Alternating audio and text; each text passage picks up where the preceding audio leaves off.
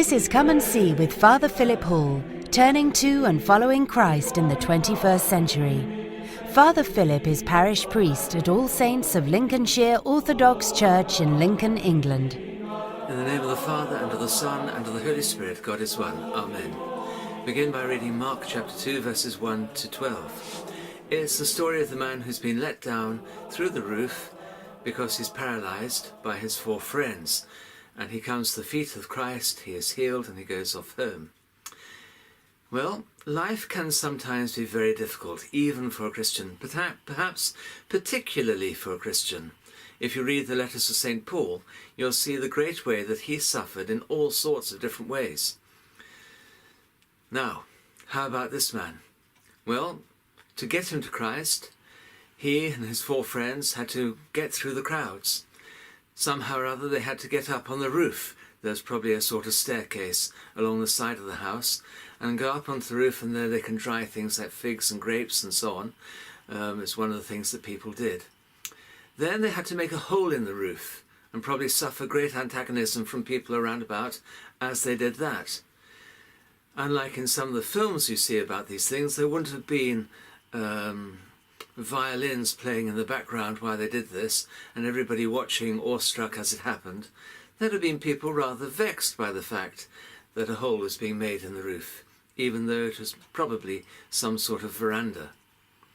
And then the man had to be let down with cords from there. So the whole business of tying the cords there, finding a way down, letting him down through the roof, all the dust and the muck and the wood and everything else coming down with him. And then he arrives at the Lord's feet. And now are his problems over? Not at all. Because as soon as the Lord forgives him his sins, which is the main thing that he needed, those others who knew far better than God begin to complain. How dare he do such a thing? Only God can forgive sin. And then he's made to walk. And even at this point, he's given a job to do. Take up your bed and go home. He's not going to have anybody else take up his bed for him. That is a job he has to do for himself. Now, our everyday Christian life is like that. It involves risk, barriers, determination, inventiveness, argument and antagonism from other people, and an awful lot of work. And even when you have managed to do all of that, you'll need to clear up all the mess yourself. Take up your bed and go home. So don't expect it to be an easy ride. But on this day of all days, we must remember that we, like the paralyzed man, are able to have a direct experience of God.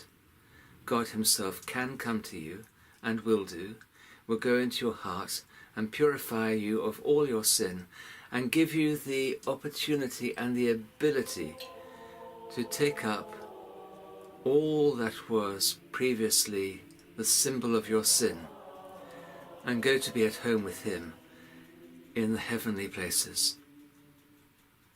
Pray for me. God bless you. Amen. Join us again next time for Come and See with Father Philip Hall, a listener-supported presentation of Ancient Faith Radio.